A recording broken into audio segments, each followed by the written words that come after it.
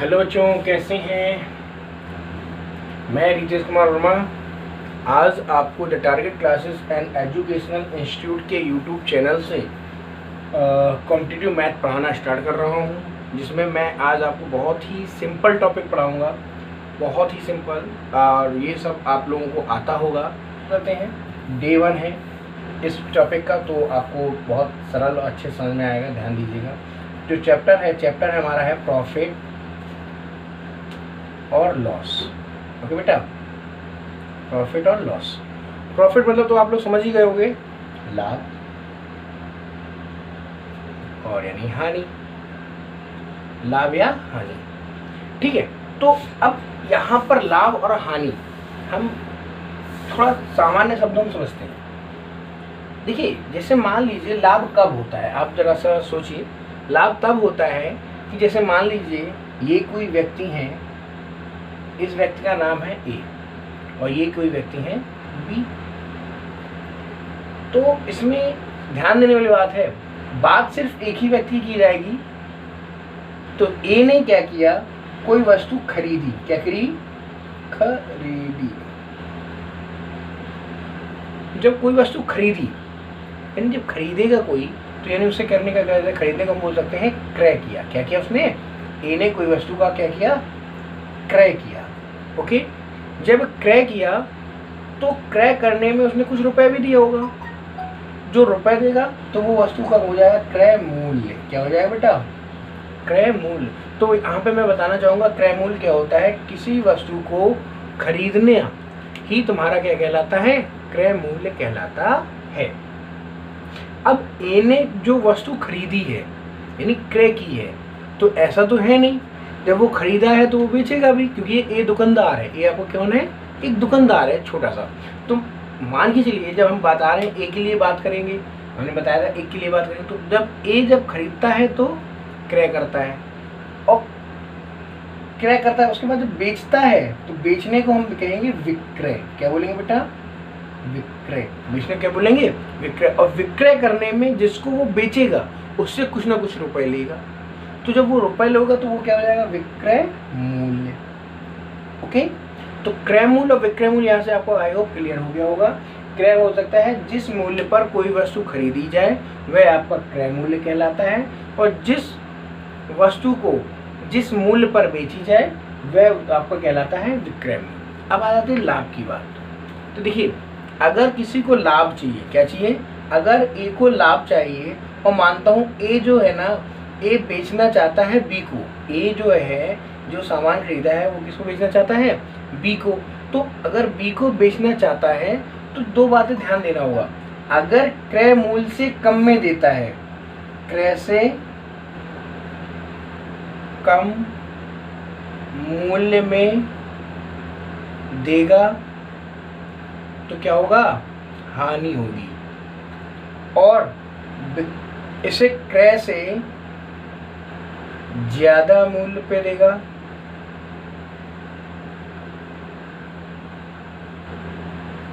तो लाभ होगा। ओके बच्चा, तो यहाँ पर ध्यान देना, कम में देगा तो हानि होगी, ज्यादा में देगा तो लाभ होगा। तो यहाँ पर हमारा फॉर्मूला यहीं से जब निकल आया, हमारा फॉर्मूला यहीं से निकल आया। जो लाभ होगा, लाभ का फॉर्मूला होगा, क्या होगा बेटा? लाभ का फॉर्मूला क्या हो सकता है, बता सकते हैं आप लोग? बिल्कुल आसान सा। देखिए, जब ज्यादा में देगा तभी तो लाभ होगा, तो हमारा हो जाएगा विक्रय मूल्य माइनस क्रय मूल्य। ओके बच्चा, विक्रय मूल्य माइनस क्रय मूल्य। और अगर हानि होगी तो कुछ नहीं भाई, उल्टा हो जाएगा। क्रय मूल्य हमारा आगे आ जाएगा और विक्रय मूल्य पीछे पहुंच जाएगा। ठीक है, तो क्रय विक्रय आपको यहाँ पे क्लियर हो गया। अब इसमें एक चीज और हो जाती है कि कभी कभी आपसे पूछा जाता है लाभ प्रतिशत, कभी कितने प्रतिशत लाभ हुआ, कितने प्रतिशत हानि हुआ। तो हम चलिए यहाँ पे प्रतिशत भी आपको थोड़ा डिफाइन कर देते हैं। तो जैसे मान लीजिए, अगर आपसे कहा जाए लाभ प्रतिशत या हानि प्रतिशत, तो सबसे पहली चीज लाभ होगा और हानि होगा। तो उसके साथ में या तो क्रय मूल्य दिया जाएगा या विक्रय मूल्य दिया जाएगा। तो चलिए मैं इसमें एक छोटा सवाल बनाता हूँ।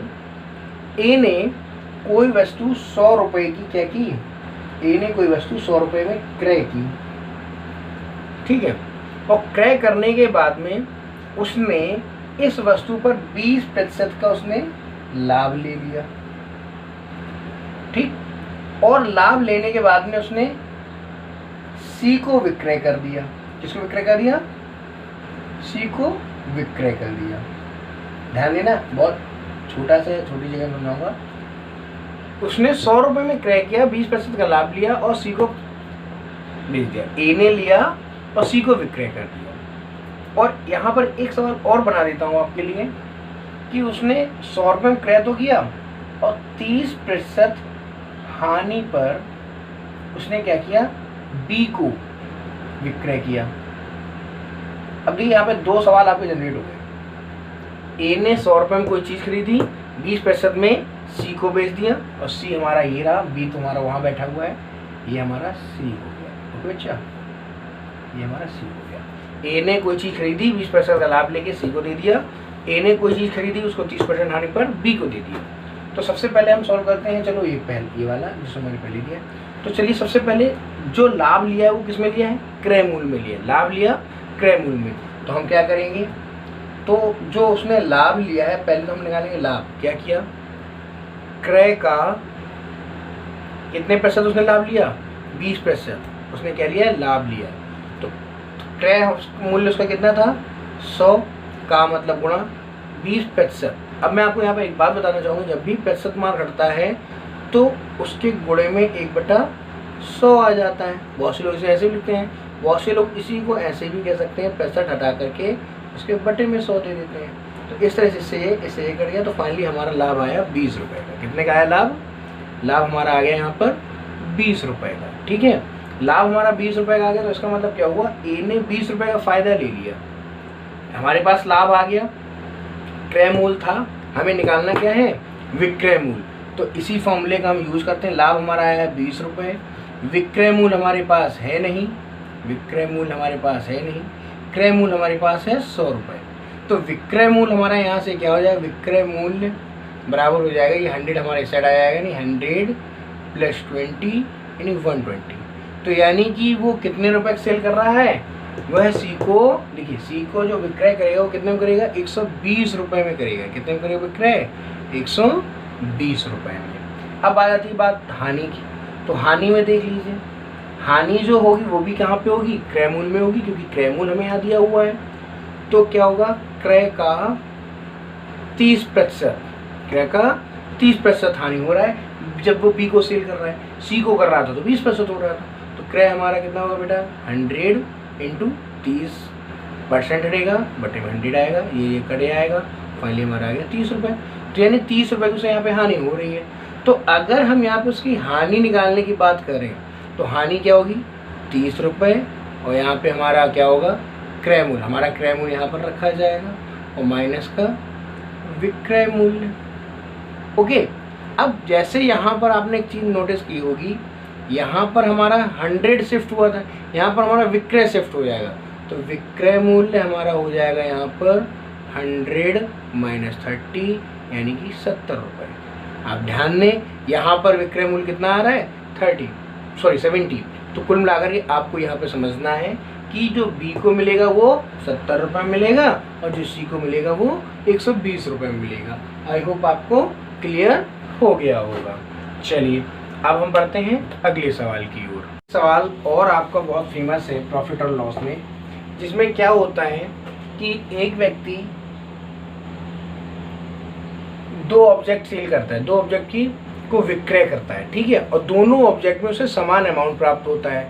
और उसमें खास बात ये होती है, जैसे मान लीजिए कोई व्यक्ति है, इसने कोई ये ऑब्जेक्ट इसके पास रखा हुआ है, ठीक है, ये ऑब्जेक्ट है उसके पास,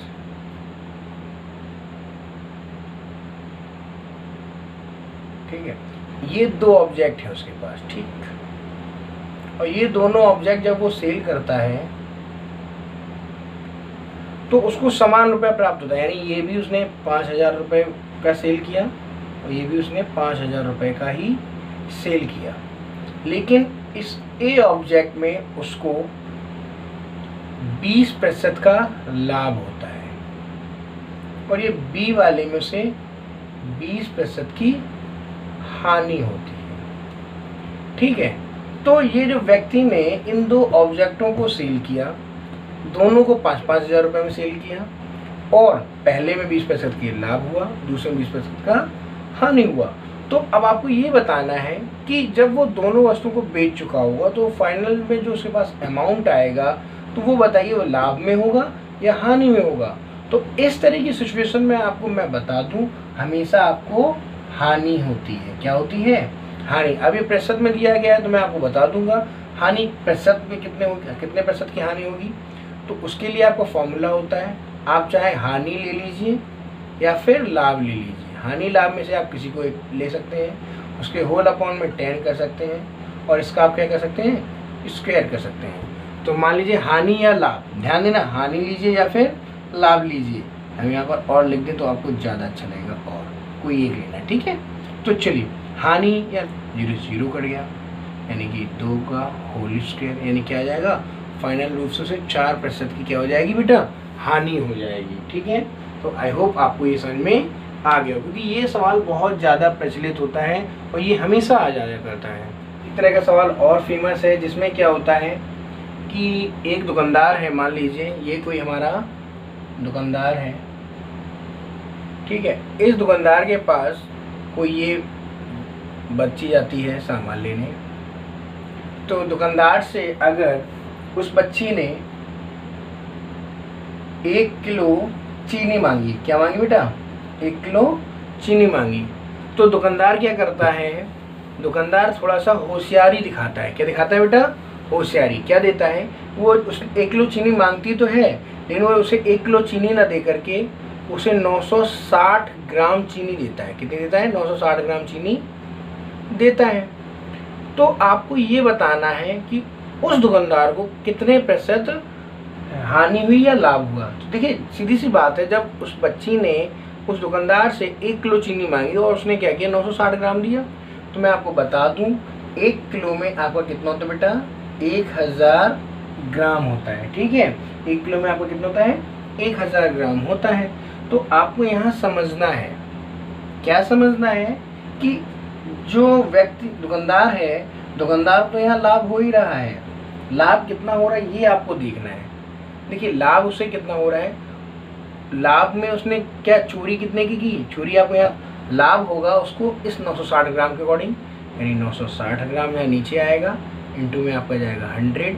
ये आपका फॉर्मूला होता है। क्या होता है बेटा, ये फॉर्मूला होता है कि जो एक्चुअल मान देना था उससे जितना कम मान उसने दिया उसे ऊपर रखते हैं और जितना मान दिया कम वो नीचे रखते हैं, और इस तरीके से हमारा ऊपर आ जाएगा 40, नीचे 960 इंटू 100। अब हम लोग इसको सॉल्व कर लेंगे।